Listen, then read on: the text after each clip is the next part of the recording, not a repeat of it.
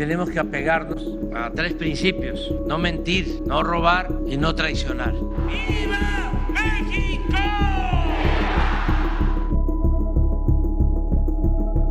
Con su permiso, señor presidente.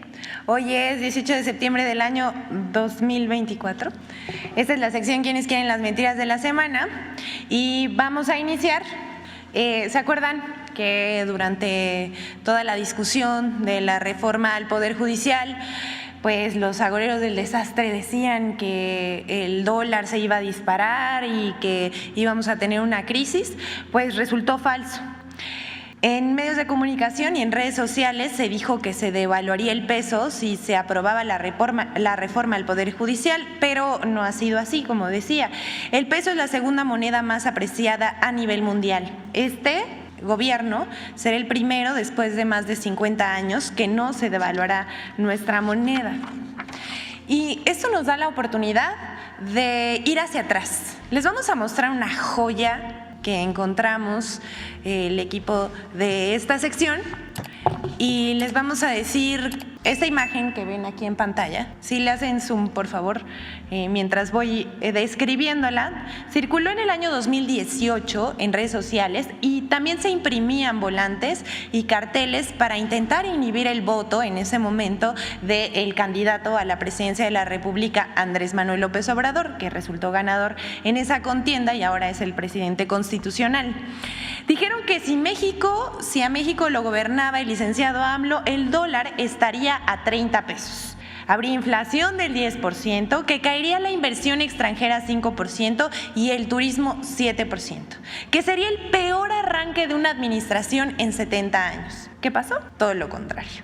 Para el segundo año no habría cómo sostener los programas sociales, que no habría capacidad del pago de deuda, que habría devaluación y desempleo. ¿Qué creen? También fue falso. Y que para el tercer año íbamos a vivir una de las peores crisis en México con el dólar a 35 pesos. Saludos a Chumel. Tampoco sucedió. La inflación subiría un 24%, subiría el desempleo y que los programas sociales para jóvenes y adultos ya no tendrían subsidio. Ya para el cuarto año vaticinaban que la popularidad del presidente sería la peor en 20 años. Que el presidente buscaría la reelección o postular a alguno de sus hijos al cargo del jefe del Ejecutivo y que desaparecería la clase media. ¿Qué pasó? Todo lo contrario.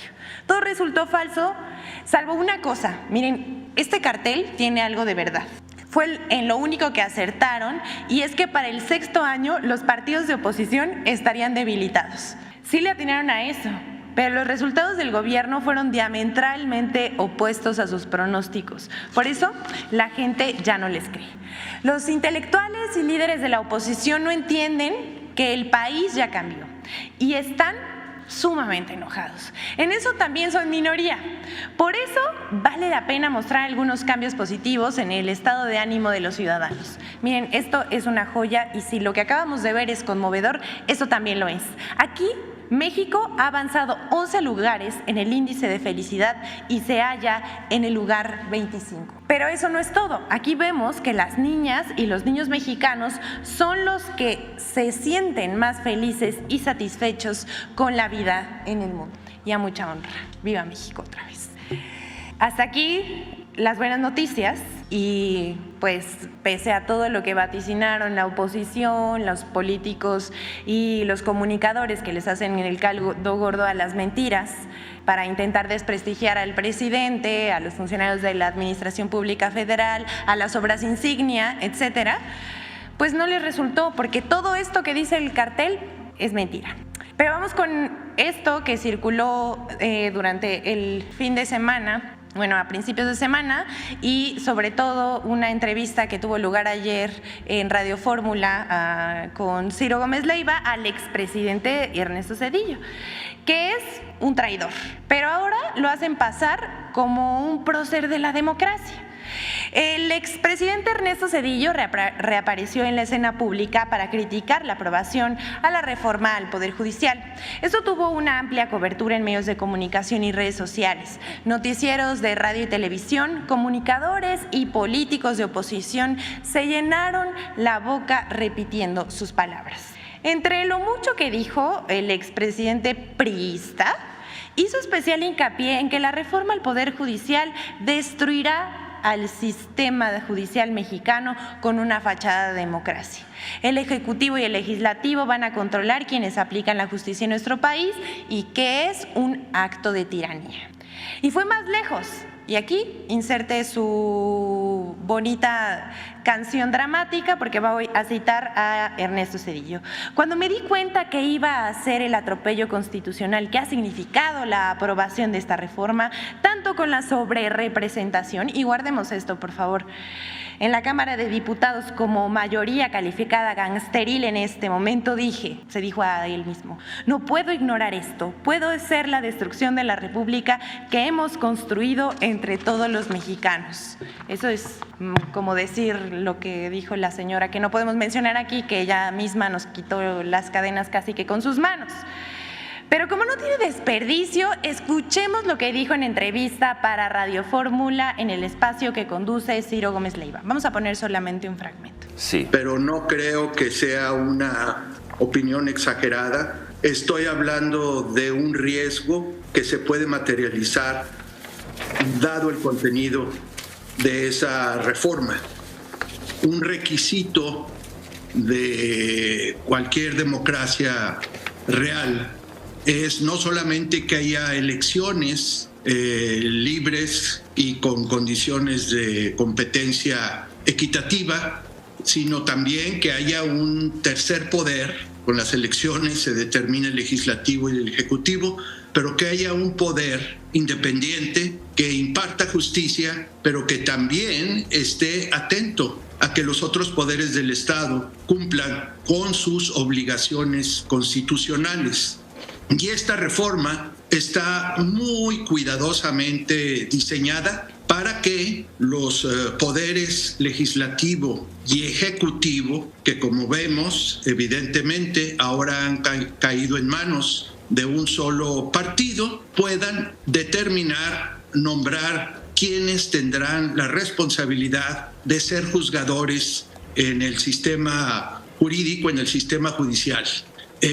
Algunos dirían, no, lo que esto hace es que el pueblo elija a los jueces y a los ministros de la Corte. Bueno, eso es una postura absolutamente demagógica.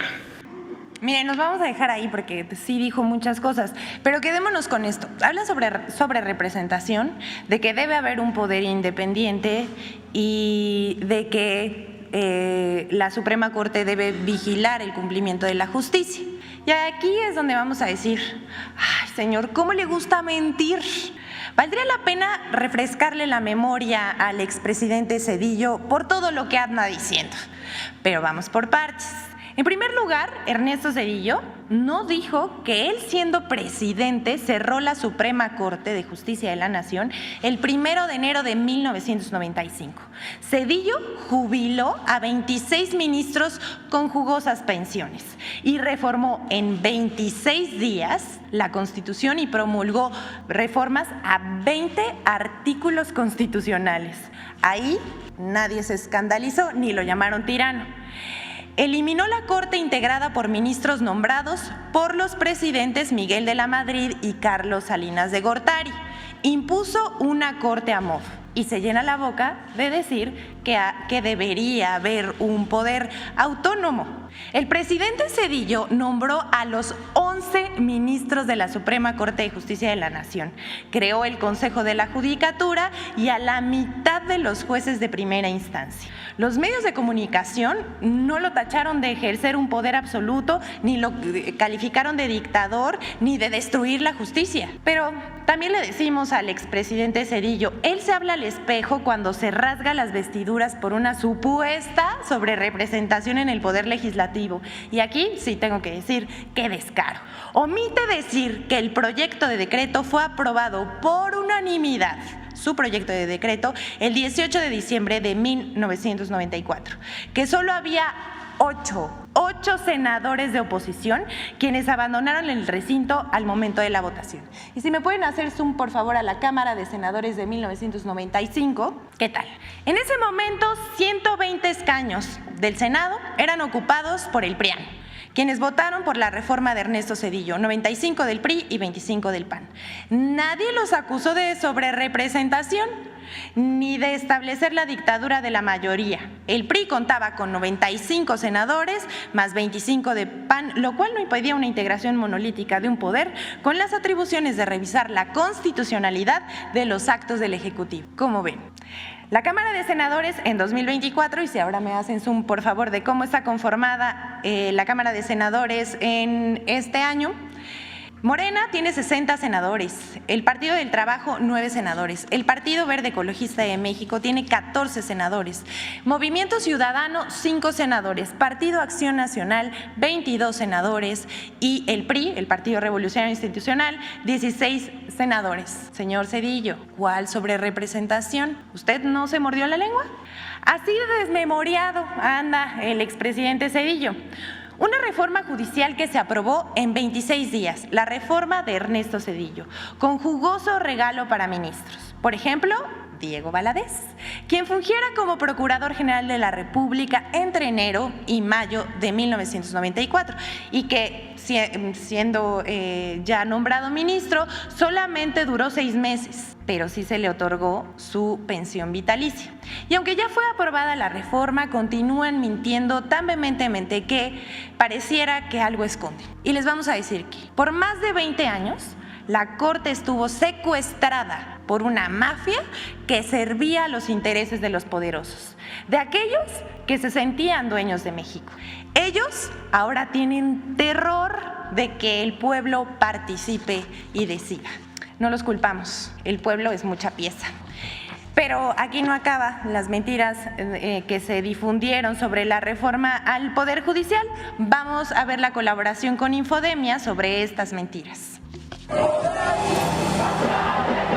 La aprobación de la reforma al Poder Judicial ha generado una tormenta de noticias falsas que busca poner en duda su legitimidad. 1. Falso que la reforma al Poder Judicial es ilegal.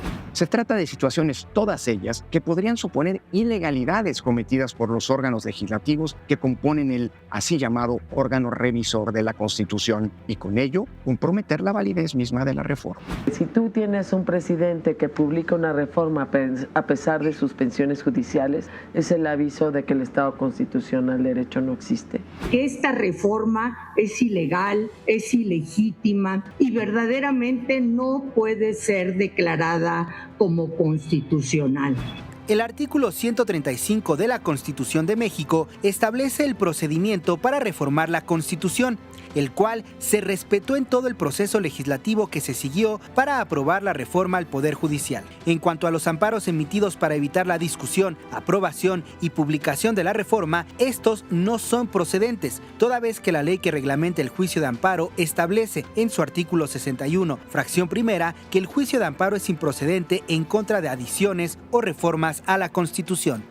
2. Falso que la reforma al Poder Judicial provocará una dictadura y desaparecerá la división de poderes. Nuestro Congreso Federal acaba de aprobar y ha sido ratificado por una mayoría de legislaturas estatales un conjunto de reformas constitucionales que destruirán el Poder Judicial y con ello enterrarán la democracia mexicana y lo que quede de su frágil Estado de Derecho. El planeta entero está diciendo México está camino a la dictadura y camino a la crisis económica. Para que supriman constitucionalmente o establezcan constitucionalmente un procedimiento para desaparecer de hecho y de jure al Poder Judicial.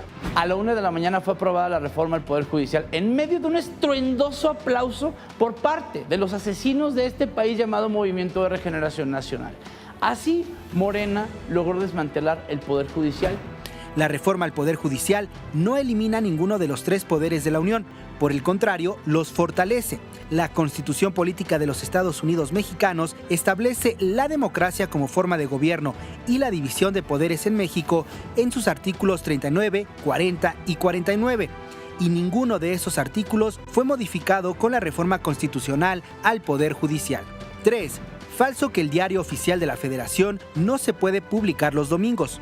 En redes sociales se aseguró que la publicación en domingo de la reforma al Poder Judicial era ilegal, lo cual es falso. El artículo 7 de la Ley del Diario Oficial de la Federación establece que este podrá ser publicado todos los días del año, de ser requerido hasta varias veces al día. Infodem. ¿Cómo lo ven? Es cuanto, señor presidente. Tenga buen día. Si te gusta el contenido de este canal, no te olvides de suscribirte, dejar tu like, comentar y compartir para que nos ayudes a difundir esta información con más personas.